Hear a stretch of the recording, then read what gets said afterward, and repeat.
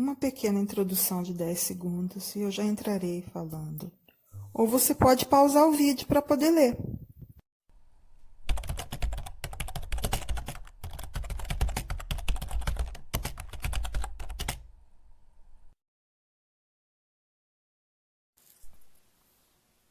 Bom dia, pessoal. Eu fiquei um tempo sem gravar aqui porque, na verdade, eu não sou um influencer. Eu uso este canal apenas para compartilhar alguns assuntos extras que eu acho úteis para os meus alunos e para quem sempre tem contato comigo. Hoje eu vou falar sobre um assunto que me deixa muito contente. Eu vou falar sobre a sexta dimensão dos direitos humanos. Fico muito feliz. Essa é a segunda vez que eu posso falar sobre esse assunto em português. A primeira vez foi na WebBR, uma convenção em São Paulo, em 2018, que eu apresentei essa teoria. Eu fiquei famosa por essa teoria, primeiro porque é muito difícil você criar uma teoria jurídica que sirva como doutrina. Depois você tem que implantá-la também, tem que mostrar utilidade. Então eu fico feliz porque esse já é um trabalho consolidado lá fora, eu tenho livros escritos sobre isso, não um, não, nem dois, tem bastante. Nunca sozinha, junto com outros autores, porque é uma teoria nova e quando a gente escreve com outros autores é como se é porque eles estão dando suporte para você. Também essa teoria foi aceita já na França, na Alemanha, Estados Unidos, dentro da Universidade da United Nations em Tóquio. Então, já fui citada em alguns livros por outros autores lá fora e vou sempre a convenções. Mas aqui eu quero ir um pouco mais longe hoje. Olha, já aviso que este vídeo não será suficiente para falar sobre tudo, porque uma teoria é uma coisa muito longa. Então, além dela estar em construção, porque as teorias elas evoluem com o tempo, também ela tem muitos detalhes. Mas a utilidade dela é o seguinte, essa teoria, a sexta dimensão dos direitos humanos, ela coloca a tecnologia como um precursor de acesso aos direitos humanos, acesso à segurança humana. A segurança humana ela é o pacote de todos os direitos que você, como cidadão individual, precisa para ter uma vida digna. A segurança humana ela é formada por educação, acesso ao trabalho, acesso à saúde de qualidade, acesso ao lazer, acesso à liberdade de expressão. É, Todos os requisitos que você precisa no seu dia a dia para garantir que você vai ter o seu sustento, né? Para você ou para sua família, se você já tiver uma, que você vai garantir que você está seguro dentro né? Em relação à segurança pessoal. Então, para isso você precisa ter uma casa, você precisa ter acesso ao sistema de saúde. Então, isso é segurança humana. Os direitos humanos, eles têm dimensões. Dimensões foram direitos que foram surgindo com a história e que foram se sobrepondo uns aos outros para que hoje você tenha acesso a esse pacote de segurança humana. Aqui segue uma sequência de 6 slides com algumas premissas, mas você pode pular porque eu vou voltar a falar.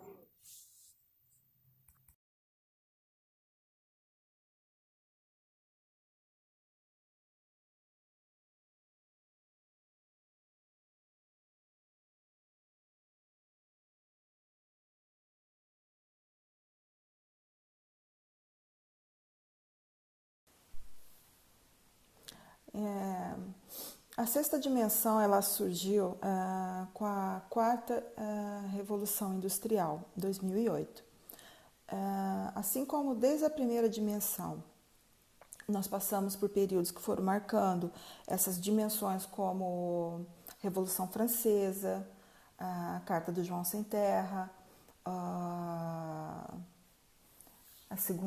Primeira Guerra Mundial. A Segunda Guerra Mundial ela marcou um período que começou a haver uma construção e uma preocupação com o sistema econômico mundial, porque as moedas, o dinheiro como a gente conhece hoje, ele passou a ser modulado pelos estados para que atendesse aos anseios da circulação interna de um país. Então, em 2008, quando surge a revolução tecnológica, a gente encontra a tecnologia como precursor. Isso estava um pouquinho mais apagadinho em 2008, mas agora, desde 2015, ela vem tomando um marco, pegando espaços. Então, a gente tem visto inteligência artificial, blockchain, que todo mundo ouve muito falar, como ferramentas, inclusive para os governos terem acesso a dados estatísticos, para que tenha uma resposta rápida, por exemplo, a desastres mundiais como terremotos, ou então informações que permitem que locais longínquos que tenham dificuldades financeiras possam fazer crescer ainda mais a economia de uma forma mais rápida. Um exemplo disso é a agricultura na África. A África, como nós sabemos, ela tem sido muito protegida porque é de consenso geral que ela é um celeiro do mundo. Para o futuro, nós vamos precisar muito, para o futuro próximo, viu, gente, da África, porque tem grandes riquezas naturais lá e muito espaço para agricultura. Porém, eles não têm recursos financeiros nem tecnológicos para vencer os problemas climáticos. Quando a gente vai estabelecer a agricultura, você pode ter uma terra fértil, mas você precisa também ter algumas condições climáticas para que você possa fazer a diversidade de culturas. Então, a tecnologia ela tem auxiliado pequenos fazendeiros na África a atingir outros mercados internacionais através disso. Bom, eu vou entrar direto na sexta dimensão. Primeiro, eu criei essa teoria porque observando exatamente esse movimento, na verdade, desde a quinta dimensão. E quando, em 2008, surge a ideia de Bitcoin, as cryptocurrencies e blockchain, comecei a observar o movimento que isso começou a fazer, porque foi assim que começou essa revolução. E quando foi em 2015, nós tivemos uma greve bancária aqui no Brasil muito longa.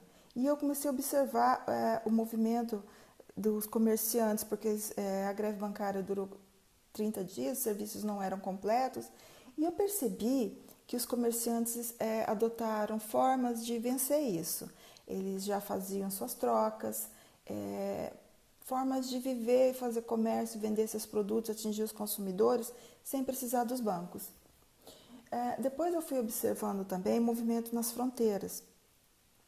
Bom, ao incorporar a tecnologia como um direito fundamental, porque é disso que trata a sexta dimensão dos direitos humanos, o direito fundamental do acesso à tecnologia e ao acesso ao estar conectado, a gente traz mais condições de trabalho, maior acesso ao trabalho e maior acesso à riqueza. Então, a sexta dimensão ela fica reconhecida como a dimensão que incorpora a tecnologia para reduzir a pobreza mundial. E isso incorpora ciclos, porque hoje, quando você fala em estar conectado, você fala em ter acesso à comunicação. A comunicação é ter acesso aos serviços digitais. Isso significa que você tem direito a ter acesso aos serviços digitais bancários. A gente viu agora com o pacote do auxílio emergencial, o governo precisou arrumar uma quantidade imensa de contas bancárias, 30 milhões de contas bancárias, porque eram pessoas que estavam desbancarizadas e isso empobrece. Parece que é um detalhezinho simples para quem está acostumado com a rotina bancária, mas para quem não tem este acesso, isso empobrece porque dificulta ganhar dinheiro, dificulta vender produtos, seja uma grande empresa ou uma pessoa individual vendendo uma roupa na sua casa, vendendo um bolo.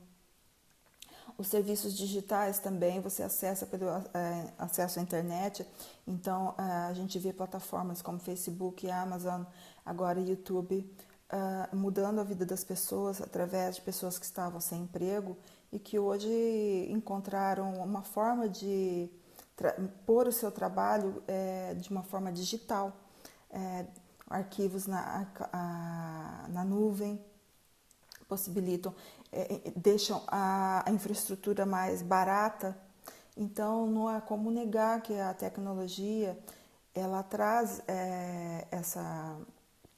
esse melhoramento na vida das pessoas.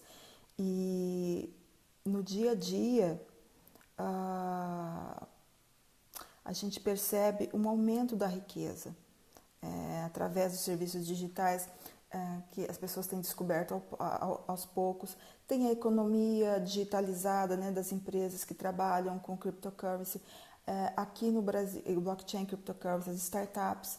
Aqui no Brasil a gente ouve falar pouco sobre isso, mas na verdade a Alemanha neste mês fez a lei regulamentando, já estava operando com moedas digitais, agora ela fez uma lei regulamentando, que é uma coisa importante a se fazer, para trazer mais segurança. Esta lei que regulamenta na Alemanha o uso de cryptocurrencies possibilita que os bancos do Estado aceitem essas empresas, porque é uma grande dificuldade para quem opera, as startups que operam com blockchain, cryptocurrency lá fora, é justamente migrar essa moeda e aumentar a base de clientes, porque essas moedas, para quem não conhece, você tem um serviço, vamos dizer que você vende um bolo, por exemplo. Você pode receber isso em reais, né? Se você é uma empresa internacional, você já recebe em dólar, né? Você tem a forma de receber isso no cartão de crédito, né? A pessoa pelo cartão de crédito acessa seu bolo, acessa o livro que você escreveu e você vende e entrega. E você recebeu em dólar pelo cartão de crédito. Com a falta de uma regulamentação única, inclusiva, um padrão geral, não é possível, por exemplo, receber uma cryptocurrency pelo cartão de crédito. Existe uma forma de receber dentro do blockchain. Blockchain é isso, é um sistema bancário autônomo, que não usa intermediários, ou seja, não usa nem o governo nem o banco. Então você pode vender seu livro, seu bolo e receber esse dinheiro assim. E depois você vai ter, aí tem uns mecanismos umas operações que você realiza para transformar isso em essas cryptocurrencies em real ou qualquer outra moeda, dólar, mas né, o foco não é, eu não vou entrar nessas operações, porque este não é o foco aqui, né? Eu apenas falei isso porque isso mostra todo um caminho que passa, que o mundo tem passado, que o Brasil ainda não assimilou, mas a gente espera que isso venha com o tempo. Fora isso, a gente também vê a tecnologia usada na medicina, né? Não sei quanto de acesso as pessoas têm sobre isso, mas a gente tem, por exemplo, resultados na medicina vindo de inteligência artificial muito similares à cura. O exemplo da espinha, né, dorsal mecânica não é o termo correto, eletrônica. Uma espinha dorsal, porque uma pessoa que está numa cadeira de rodas, já existe a possibilidade de usar um sistema eletrônico que não cura, mas ela vai ter o efeito da cura, porque ela vai andar, né? Ela vai ter a sua mobilidade restabelecida através do sistema de inteligência artificial. Só que ainda é um sistema muito caro, então por isso que a difusão não é tão não está para todos os países, mas é uma coisa que a gente trabalha na ITU, a gente trabalha dentro da OMS, dentro da United Nations, em vários organismos, com os governos, para tornar isso mais acessível, e isso será. Houve um atraso aí por causa da crise da Covid, que eu espero que isso seja resolvido realmente até 2021, para que a gente possa retomar todos os trabalhos. A gente vê também a inteligência artificial sendo usada nos carros autônomos, parece uma coisa distante nossa, mas os carros autônomos, a Tesla, por exemplo, ela usa um sistema parecido de stream para os carros autônomos. O que significa? Você já viram as bicicletas, né? Você sabe, por exemplo, Amsterdã, tem aquelas bicicletas que ficam na rua, você acessa pelo aplicativo, paga ali. São Paulo também tem o Itaú fazendo. A Tesla está fazendo o mesmo com os carros autônomos. Porque é um sistema muito caro. Então, isso é a forma que a Tesla tem de subsidiar o compartilhamento desses carros autônomos. Por quê? Apesar de nós fazemos muitos testes, um dos testes trouxe um resultado muito grave, porque mostrou que a ferramenta causou um acidente, porém, isso foi um teste. A maioria dos resultados, mais de 70%, é que poupa vidas, mas o sistema ainda não está, dos carros autônomos ainda não está totalmente pronto. Então, na ITU, isso é uma coisa que a gente faz o padrão regulatório, né, o padrão ético, as leis para que os países possam adotar isso com segurança, inclusive com relação ao preço, né? Eu particularmente trabalho com isso, né, na regulamentação dos carros autônomos com inteligência artificial, e para que seja mais acessível, inclusive nos países em desenvolvimento como o Brasil, porque a máquina ela dirige melhor que o ser humano, mas ainda exige alguns ajustes. Então a gente vê também a tecnologia servindo como ferramenta de disputa entre os governos. Isso significa que a tecnologia hoje ela é um requisito de soberania, porque o país que não adotar, que não correr atrás de implantar tecnologia, que não for atrás de trazer isso para seu país, vai perder certo poder. A gente já está vendo isso na crise do Covid, que agora, por exemplo, o Brasil teve muita dificuldade na aquisição de EPI, né, na China e em outros países, porque inclusive tinha um sistema lento. A implantação de home office foi lento, está sendo lento, né? Porque pelo que eu vejo até agora as pessoas só implantaram o sistema de videoconferência, mas trabalhar remotamente, trabalhar home office, ela inclui outras coisas, porque nós temos pessoas que entregam produtos, nós temos pessoas com serviços complexos, então você precisa ter uma rede de logística, você precisa ter um jeito de trazer o seu cliente para dentro do seu escritório. A videoconferência é apenas um instrumento ainda de você realmente realizar uma reunião com seus colaboradores ou com seus clientes, mas tem outras questões. Nessa semana, o sistema educacional implantou a tecnologia, olha só, acesso à educação por EAD, isso foi importante. Isso é uma coisa que não vai retroceder, gente. Isso aí é algo que veio para ficar mesmo, porque alguns países já adotam isso e não tem ponto negativo, tem pontos positivos para o crescimento. Então, quando eu implantei eu criei essa teoria englobando a tecnologia como a sexta dimensão dos direitos humanos, com com o princípio de acesso à tecnologia e com o princípio de acesso a estar conectado, foi por estas são as bases, isso é o que está atrás. E esses são os fundamentos, os fatos que mostram que isso ocorre. Aí talvez você esteja perguntando, por quê? Isso aí está aí, esses são os fatos. Por que eu preciso englobar esses fatos dentro de uma teoria? Porque, gente, é o seguinte, ao passo, enquanto você tem os fatos, se você não coloca a tecnologia como um direito fundamental, isso significa que você não pode exigir isso para você. O que significa? Você vai ter que buscar isso por suas forças e mesmo assim talvez você não tenha todos os acessos, como a parte, por exemplo, da economia das empresas digitalizadas com as moedas digitais, você não pode exigir isso aqui no Brasil ainda, porque aqui não é ainda um direito fundamental. Então, assim como você também não pode exigir a sua espinha eletrônica, porque aqui ainda não é um direito fundamental. Como eu disse, essa tecnologia está sendo, a teoria está sendo implantada lá fora, né? Então, por exemplo, na Alemanha eles podem exigir, na Suíça já exigem, já é um direito fundamental. Então, não há nenhuma dúvida sobre isso.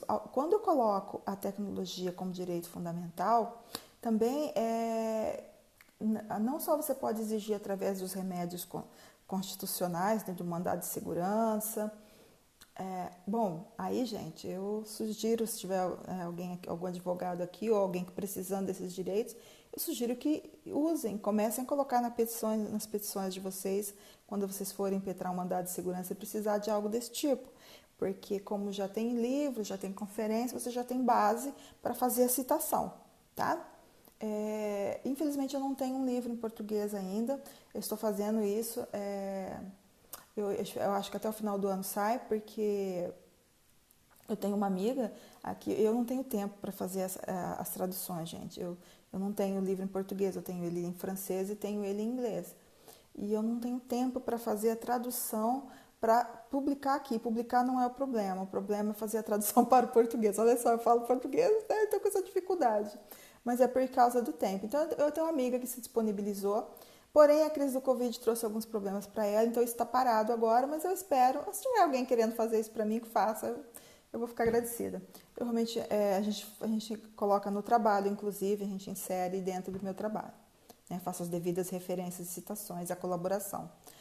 Como eu disse, inclusive é uma teoria que está em construção, então eu doei essa teoria para a United Nations, então eu não recebo nenhum centavo pela publicação desses livros, apesar que o meu livro lá fora ele é vendido em versão física e em versão digital. E ele tem um ótimo preço, então assim, ele é vendido ao que equivale a mais ou menos R$ 600 aqui no Brasil.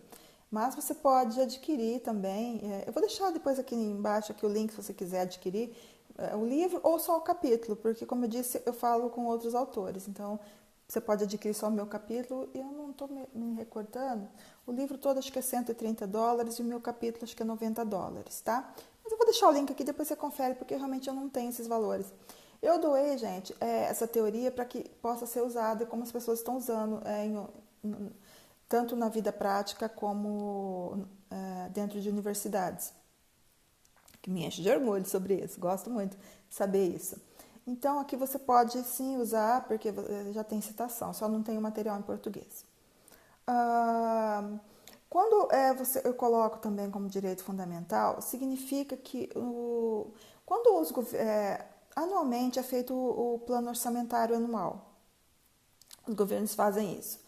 O Estado faz, o município faz, para saber aonde vai ser aplicada a verba pública, o dinheiro arrecadado dos tributos.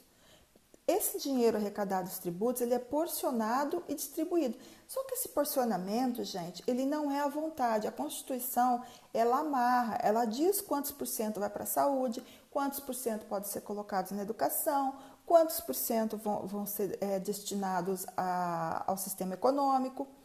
Então, isso não é livre, por isso é importante fixar a tecnologia como um direito fundamental, porque quando a gente aceita isso,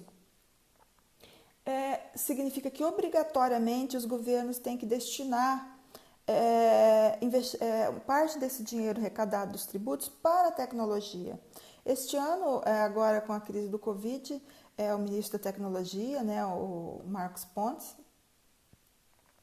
diz que começou a ser feito investimento fixo, né, este ano. Só que assim, eles não estão focados em todas as áreas, tá bom? No momento, nem para a saúde, somente para um laboratório que ele criou lá que ainda não tem uma função definida. Está pesquisando no momento um remédio, mas depois disso não tem uma questão muito definida. Mas assim, é só investimento para as ciências. A gente precisa que haja investimentos tecnológicos para que você que está em casa tenha acesso a todos esses serviços que lá fora tem. O que significa isso? O que eu estou dizendo? Eu estou dizendo que você poderia, né, se tivesse esse investimento aqui, você como pessoa individual, sem ter uma empresa, vender serviços ou vender produtos para quem está fora do Brasil. Vender serviço é a coisa mais interessante, porque você não precisa de uma grande estrutura. Somente o seu conhecimento acadêmico e profissional e a sua experiência é o que conta, né, para você fornecer um serviço de qualidade para alguém lá fora. Uma consultoria, uma assessoria técnica. Então, existe esse mercado que, por a gente não ter acesso à tecnologia aqui no Brasil, você também não tem acesso a esses clientes, que é o tal do B2B, né? Os clientes corporativos, os clientes que compram esse serviço. Enfim. Outro ponto é que, por exemplo, quando eu também dei uma importância muito grande à tecnologia dentro do sistema financeiro. Gente, eu já estou falando aqui de uma forma geral. Eu pretendo fazer outros vídeos, aí eu vou ponto a ponto, tá bom? Porque a cada ponto desse tem as suas devidas referências a serem feitas. Mas eu dei uma grande importância ao sistema econômico, principalmente ao sistema financeiro também. Por que isso? Porque eu trabalho com uma questão também de tráfico humano. Inclusive, eu sou embaixadora da Simuca Africa Youth Association, que é uma ONG da Unicef no Zimbábue, e lá a gente luta contra o tráfico humano, escravidão dos meninos, escravidão laboral e também contra o casamento infantil das meninas. Também temos um trabalho de empoderamento feminino lá. É um trabalho muito árduo, gente, mas é uma coisa que eu já faço há muitos anos, que eu já estou envolvida com isso. Então, a gente sabe que o sistema financeiro ele alimenta o tráfico humano, porque são grandes organizações, o crime organizado, ele movimenta muitos caminhos.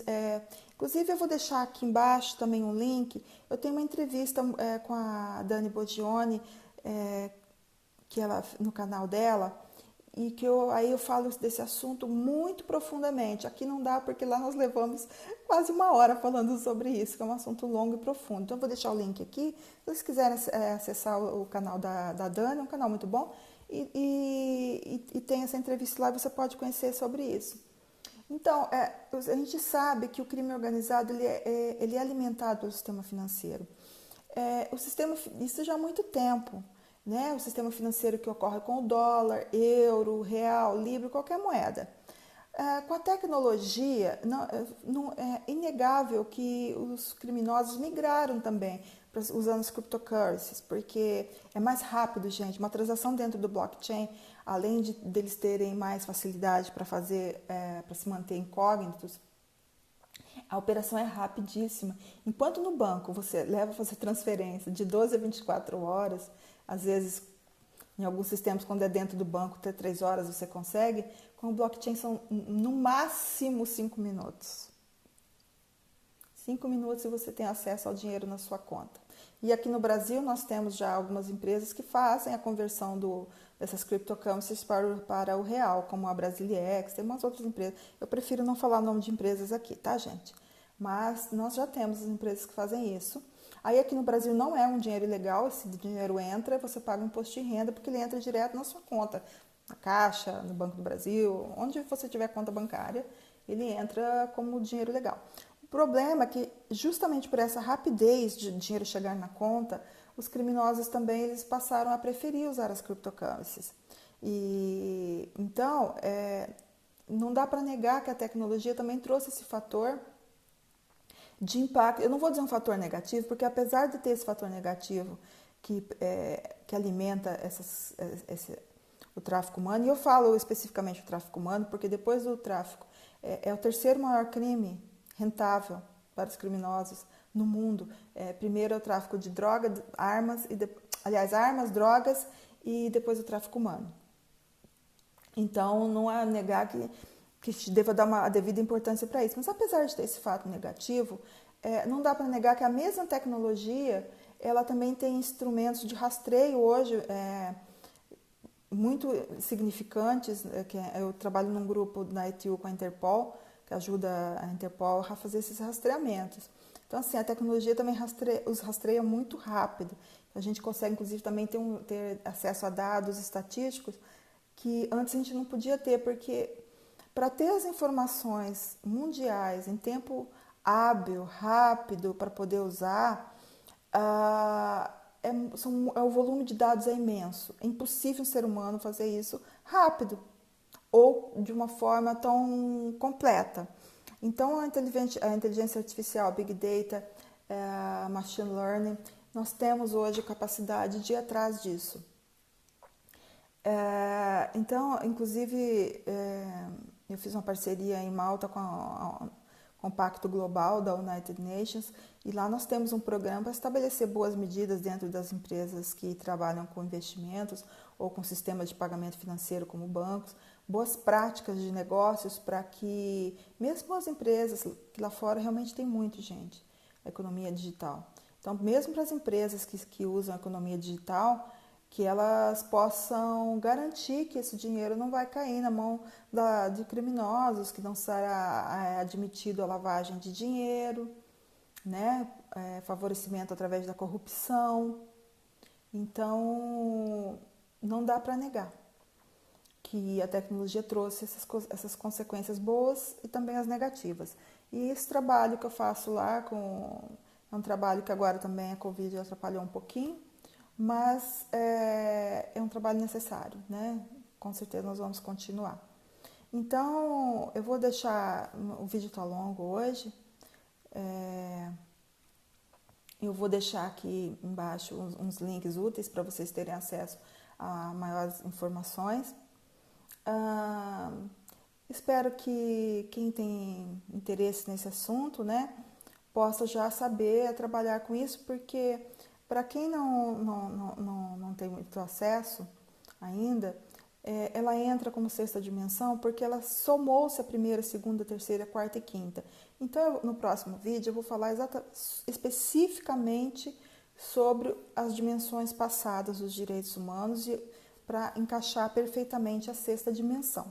Tá? Hoje foi só apenas um panorama geral e eu venho com detalhes mais específicos de como essas camadas se somam, ok? Então hoje era só, eu agradeço a todos vocês. Este vídeo eu gostaria de pedir para que vocês compartilhassem, porque é importante primeiro e porque também tem muitas pessoas que me pedem. E eu não sei se eu vou conseguir comunicar a todas elas, olha, o vídeo já está lá, o vídeo já está lá, tá bom?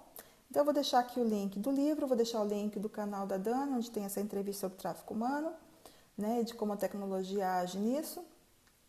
Vou deixar também o link de alguns artigos que vocês possam conhecer mais sobre a sexta dimensão, porém são sempre materiais, esses artigos e o livro estão em inglês, mas vocês fazem só aquele Ctrl+C e dá para traduzir no Google, tá bom? Beijo para vocês, mantenham-se seguras e uma boa semana pela frente. Bye, bye!